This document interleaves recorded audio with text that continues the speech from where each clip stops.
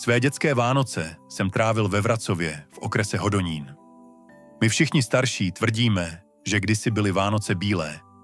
Prožívali jsme je na sněhu, voněla vanilka, pečivo, všude bylo plno světla a pravá ladovská nálada.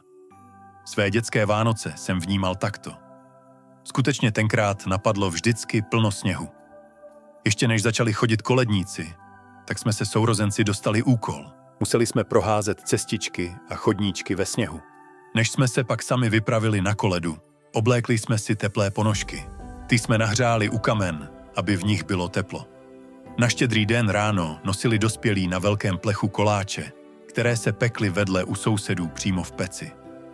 A neznám od té doby lahodnější chuť, než tenkrát ty voňavé a ještě teplé koláče z pece. V předvečer Štědrého dne maminka sušila křížaly, trnky a jiné ovoce. To byla naše štědrovečerní večeře. Kapra jsme nejedli. Byl příliš drahý a tím pádem pro nás nedostupný.